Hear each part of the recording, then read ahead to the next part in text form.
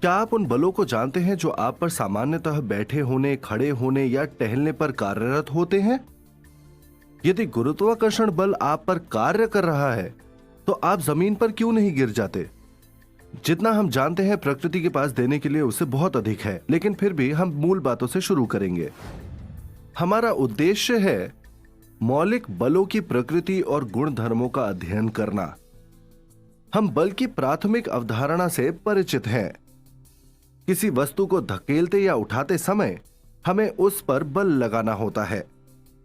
प्रसिद्ध भौतिक विज्ञानी आइजैक न्यूटन, जिन्होंने सबसे पहले गति के अपने 3 नियमों में बल की स्पष्ट अवधारणा दी थी, ने गुरुत्वाकर्षण का सार्वत्रिक नियम भी दिया था। गुरुत्वाकर्षण बल के अलावा हम कई अलग अलग प्रकार के बल भी देखते हैं, जैसे कि 2 पृष्ठों के बीच घर्षण बल, एक संपीड़ित स्प्रिंग में उत्पन्न होने वाला प्रत्यानयन बल, एक तनी हुई डोरी में उत्पन्न तनाव, तरल के मुक्त पृष्ठ में लगने वाला पृष्ठ तनाव बल, अंतरापरमाणुक बल आदि। अब आइए हम विभिन्न प्रकार के मौलिक बलों का अध्ययन करते हैं। पहला बल है गुरुत्वाकर्षण बल।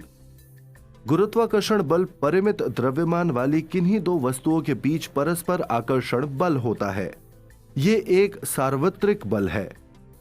न्यूटन के गुरुत्वाकर्षण के नियम के अनुसार ये परस्पर आकर्षण बल समानुपाती होता है उनके द्रव्यमान के गुणनफल के, और व्युक्त क्रमानुपाती होता है उनके बीच की दूरी के वर्ग के। गुरुत्वाकर्षण बल एक दीर्घ परास बल है और इसके लिए किसी मध्यवर्ती माध्यम की आवश्यकता नहीं होती है। अन्य मौलिक बलों की तुलना में गुरुत्वाकर्षण बल सबसे दुर्बल बल होता है। फिर भी ये एक बहुत ही महत्वपूर्ण बल है जो ब्रह्मांड में बड़ी संख्या में भौतिक परिघटनाओं की व्याख्या कर सकता है, जैसे सूर्य के चारों ओर ग्रहों की गति, पृथ्वी के चारों ओर चंद्रमा और कृत्रिम उपग्रहों की गति, और पृथ्वी की ओर गिरते पिंडों की गति।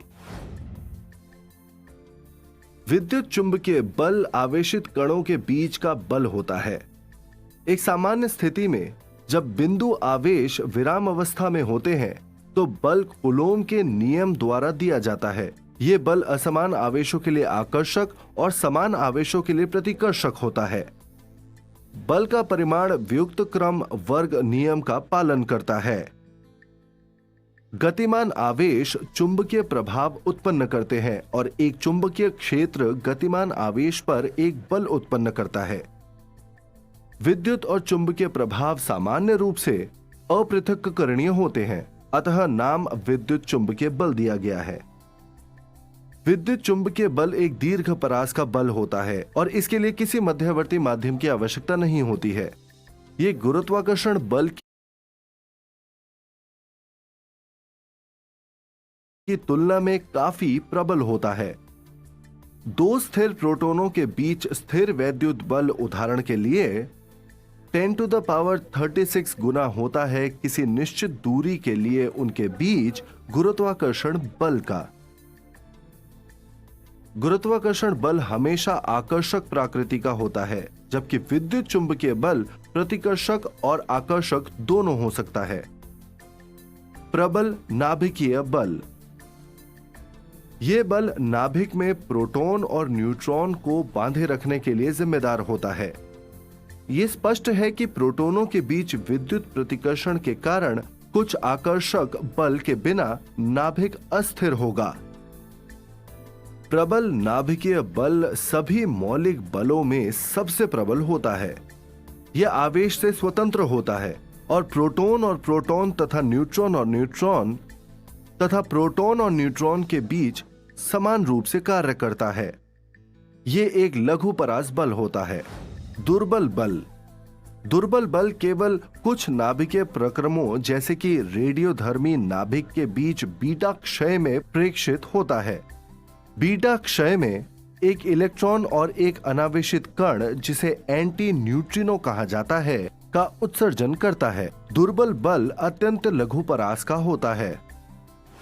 सारांश: गुरुत्वाकर्षण बल परिमित द्रव्यमान वाली किन्हीं 2 वस्तुओं के बीच परस्पर आकर्षण बल होता है।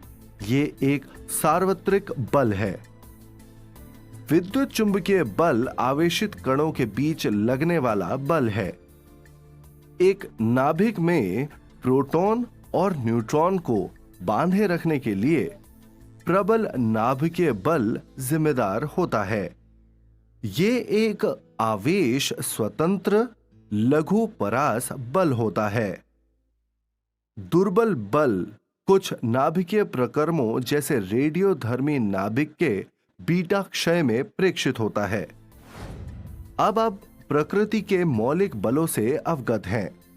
ये ब्रह्मांड में होने वाली हर चीज को नियंत्रित करते हैं और पदार्थ को गिरने से रोकते हैं।